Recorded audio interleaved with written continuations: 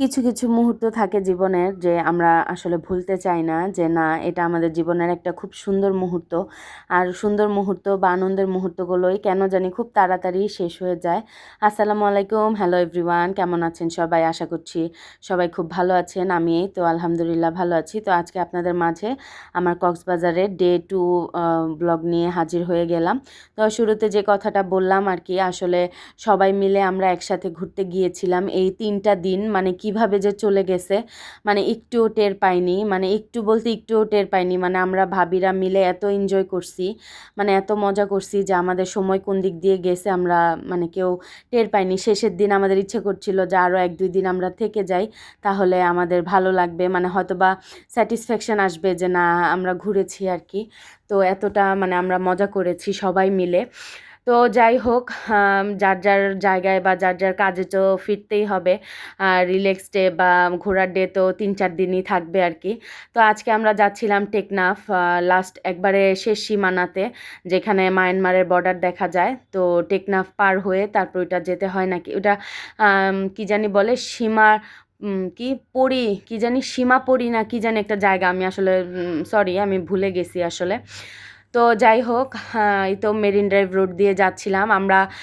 চাঁদের গাড়ি নিয়ে নিয়েছিলাম, আমাদের ডিমান্ডই ছিল এটা যে আমরা টেকনাফ যাব, আমরা চাঁদের গাড়ি দিয়ে যাব, যেহেতু এটার এক্সপিরিয়েন্স আমাদের কারো নাই, তাই আর কি। আর বাচ্চারা অনেক বেশি মজা পাবে। দেখেন মানে কি বলে এটাকে, মেরিন ড্রাইভ রোডটা মানে এত সুন্দর লাগে আমার কাছে, মানে এত ভালো লাগে আমার কাছে, শুধু দেখতে ইচ্ছে করে।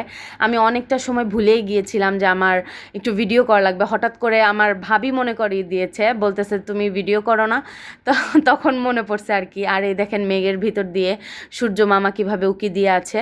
আর এই পাশে দেখলাম 2টা আপু সেলফি উঠাচ্ছে। এটা মেবি একটা রেস্টুরেন্ট টাইপের, অনেক সুন্দর ছিল, পুরাটা কাঠের ছিল, আবার এখানে দোলনাও ছিল। আসলে সমুদ্রের পাড়ে দোলনায় দুলতে কি মজা লাগবে, তাই না? তো আমাদের ড্রাইভার বলছিল যে এখানে নামবো কিনা, তো আমরা বললাম যে না এখানে নামবো না, আমরা আরও সামনে যেয়ে নামবো। আর আমাদের একটু চা বিরতি দরকার, মানে মাথাটা কেমন যেন করছিল, যেহেতু সকালবেলা ঘুম থেকে উঠে তাড়াহুড়া করে নাস্তা করে বাচ্চাদের রেডি করিয়ে সবাই মিলে একসাথে বের হয়ে গিয়েছি।